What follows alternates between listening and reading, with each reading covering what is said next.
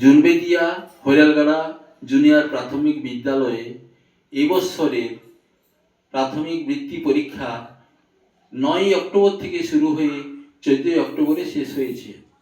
এই 5 দিনের বিস্তৃত যে অভিজ্ঞতা তা নিয়েই আমি আমার আঞ্চলিক কবিতার মধ্য দিয়ে একটি কবিতা লিখেছি, তো সেটি এখন আমি পাঠ করে শোনাচ্ছি। কবিতাটির নাম রেখেছি বৃত্তি পরীক্ষার ইতিকথা। লোককবি রবিলোচন ঘোষ।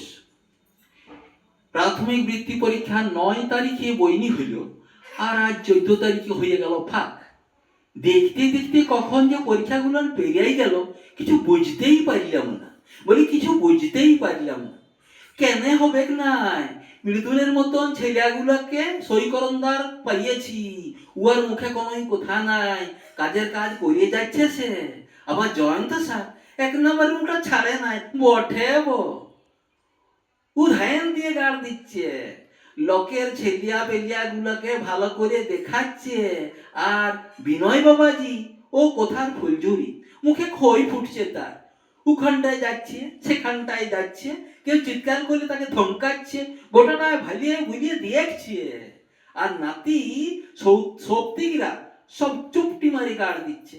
আর আমি সেন্টার ইনচার্জ সাজিয়ে এই টেবিলটাকে আঁকড়ে ধরে খালি বসে আছি, তো বসেই আছি। তবে রুমে ডাক পড়লে তো যাইতে হবে। তবে বলি, সেদিন 3 দিনের দিন মধুবাবু স্বপন বাবুরা দল বাঁধিয়ে ইন্সপেক্টর সাজিয়ে আসিয়াছিল। আমি তো হটপট করে উঠে ছামুতে দেখা দিল। উনারা আমাকে সাথে নিয়ে গোটায় ঘুরল, কত ছবি করল। ওরা বলিয়া গেল পরীক্ষা ছেলেগুলো মাতিয়ে গেছে, কোন দিকেই ভাইছে নাই। আর শেষ দিনে আমরা একটা সাংস্কৃতিক অনুষ্ঠানের আয়োজন করিয়াছি। ভাইরে ভাইরে সব দেখছি তো দেখছি এই বলি, ছোট ছেলেগুলা তো বেশ মরদ হয়ে গেছে। রবিন এমন গানটা ধরল, সবকে তাক লাগাই দিল। আর বুলটি এমন নাচ নাচল, উঠানটা তো ধবধবিয়া করে দিল। বলি, বাঁধা গরু ছাড় পাইলে কি হয়? ওরা মনের ফুর্তিতে লাচে কুদে ফাটাই দিল।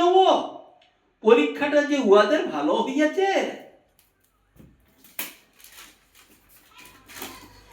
চণ্ডীবাবু দিয়েছেন গোটা স্কুলটা, মিন বেতনে খাটলো গার্ডগুলো আনি সব। ছোট ছেলের মা বাবা গুলাও বেশ চুপটি মারিয়ে মাঠে বসিয়াছিল, কোনোই হট্টগোল করে নাই, যেন সবকে বাতি জ্বলছে।